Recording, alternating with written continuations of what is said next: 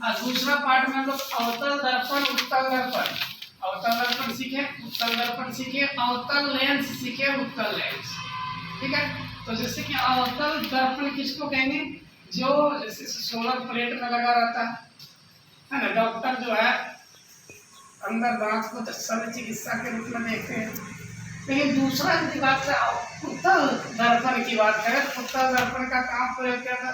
है ना, जो सड़क के किनारे जो बल्ब लगता है उसके ऊपर लगाते हैं या गाड़ी के हेडलाइट में लगे रहते हैं। तो इस प्रकार अवतल दर्पण में हम लोग सीख रहे हैं मुख्य फोकस। मुख्य फोकस किसे कहते हैं, तो वे सभी दर्पण की मुख्य अक्ष के एक बिंदु पर मिल रही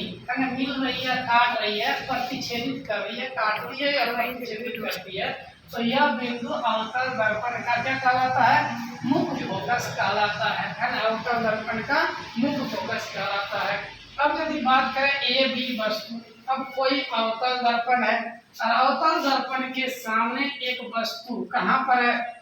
अनंत पर है। एक वस्तु को अनंत पर रखे हुए है और अनंत से जब इसका प्रतिबिंब बनता है, दर्पण के सामने जो फोटो बनता है,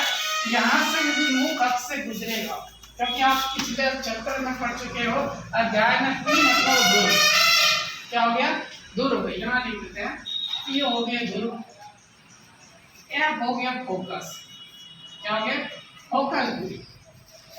उसके बाद सी हो गया वक्रता के,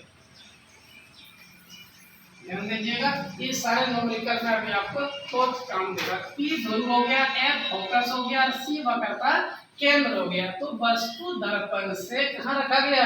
अनंत पर रखा गया। तो इसका जब प्रतिबिंब बनेगा तो ये फोकस से होकर गुजरेगा, तो इस प्रकार यहाँ से ये विक्षेपित करेंगे किरणें और इधर जाएगी, और इसके बाद यहाँ पर जो इसका बनेगा शैडो